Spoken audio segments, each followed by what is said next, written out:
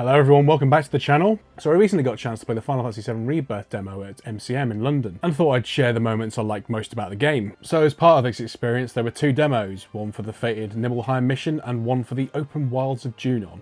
On picking the Nibelheim mission I was immediately drawn to how much younger Tifa and Cloud look visibly, and how much younger they sound compared to the FF7 Remake. Except the planet's huge. Mako will never run out.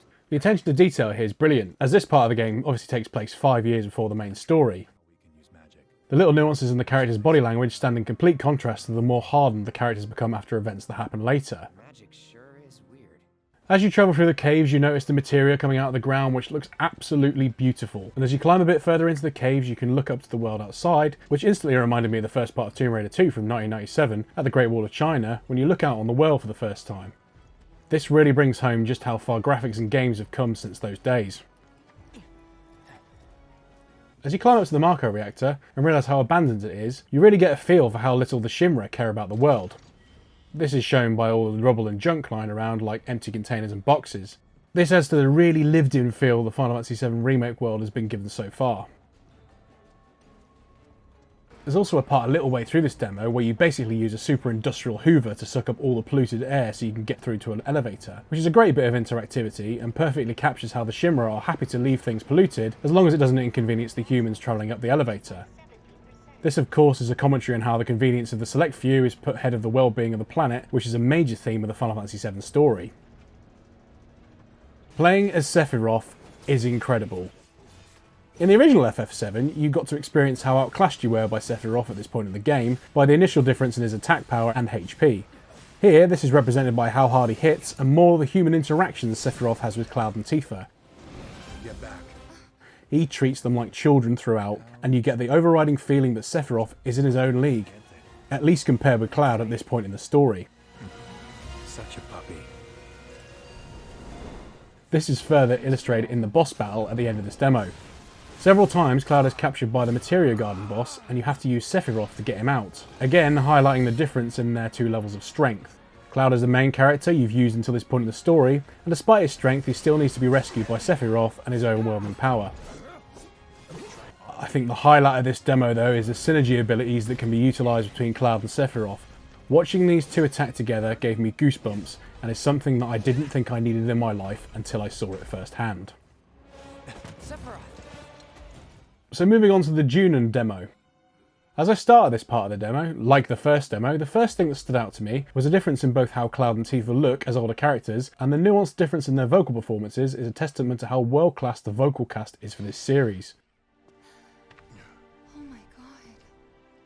He ain't coming back. The cutscene at the beginning of this demo, with a combination of the visuals and vocal performances once again, show the awe the characters have for the outside world, bearing in mind at this point most of them are used to the claustrophobic and oppressive Midgar. You really feel the contrast of the overbearing oppression of where they've come from and the seeming boundless world the characters have entered into.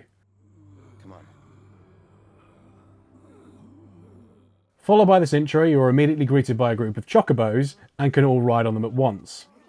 You also hear an arrangement of the Chocobo theme playing as the entire party rides them, which is a nice contrast to the original game where you only saw Cloud and Tifa riding a Chocobo. The really cool addition here with the Chocobos is the minigame Looking for Treasure. A Chocobo can sniff the area in order to find treasure nearby and then dig for it, which is reminiscent of the Chocobo Hot and Cold minigame from Final Fantasy IX.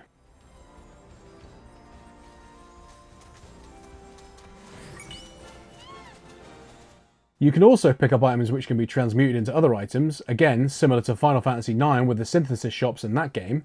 This item gathering mechanic holds your hand just enough, as once you've gathered all the ingredients to transmute said item, you're greeted with a pop-up message to let you know what you can make.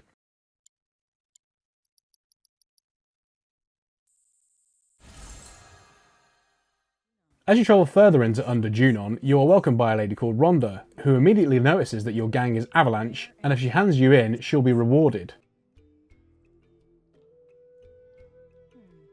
There's an initial tension where you think she might turn you in, but then she shows she's willing to harbour you.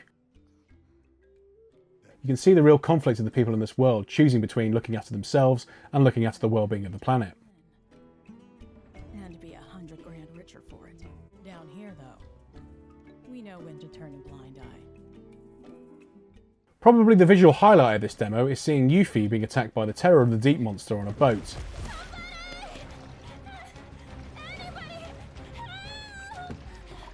The water graphics combined with the moment the dolphin appears to rescue her is absolutely awe-inspiring. These two demos were just enough to whet my appetite for February 29, 2024 when the game comes out on PlayStation 5.